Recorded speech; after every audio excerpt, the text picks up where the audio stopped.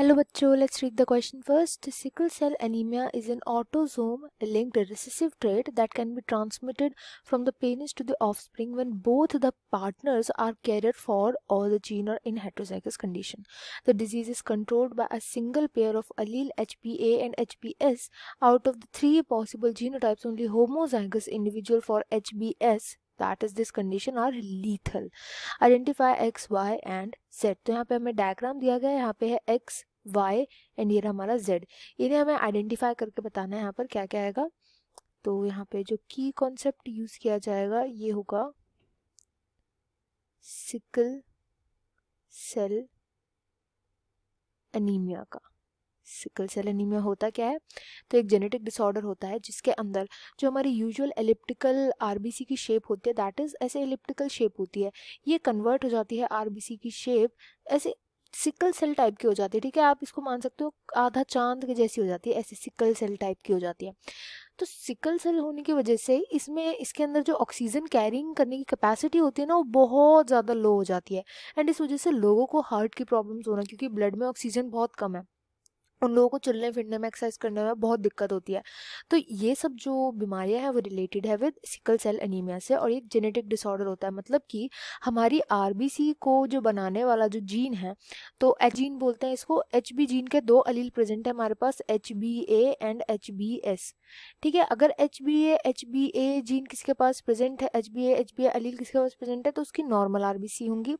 अगर किसी के पास एच बी एस प्रेजेंट है तो भी उसके पास नॉर्मल आरबीसी होंगी.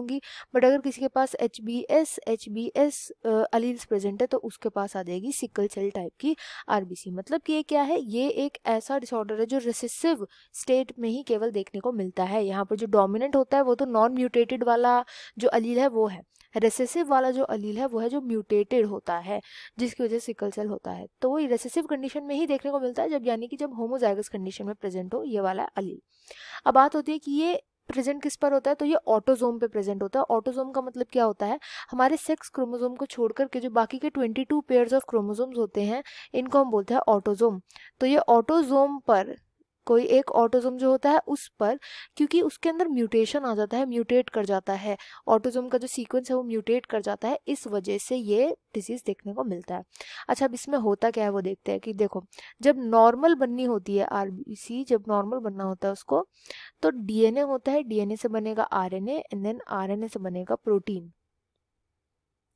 तो नॉर्मल वाले में क्या चलता है कि डीएनए का जो सीक्वेंस होता है वो होता है सीटीसी, इसके ऑपोजिट होता है जीएजी, एंड इसी का बिल्कुल डिट्टो कॉपी बन जाता है आरएनए में, दैट इज जीएजी.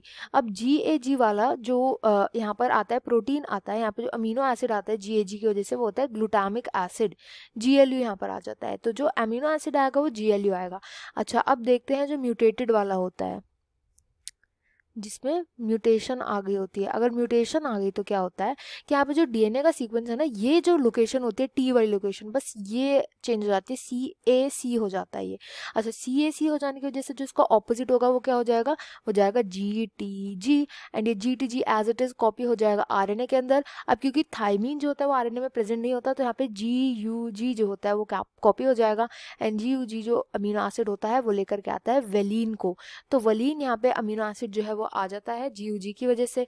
अगर आप देखोगे तो यहाँ पे पूरा का पूरा जो अमीनो एसिड है ना वही चेंज हो गया, एंड यही अमीनो एसिड रीजन होता है जो नया शेप होता है हमारी आरबीसी का. तो ये मेन रीजन होता है. यहाँ पे हमें एक्स और वाई जो था ना, ये एक्स और वाई बेसिकली डीएनए का सीक्वेंस है, एक्स और वाई. अगर आप ध्यान देंगे तो यहाँ पे एक्स की जगह आ जाएगा CAC, वाई की जगह आ जाएगा GTG. तो CAC GTG, एंड यहाँ पर जो Z है, Z की जगह आ जाएगा विलेन. अगर हम यहाँ पे आंसर देखेंगे तो वो ऑप्शन 1 हो जाएगा. I hope you understood well. Best of luck and thank you.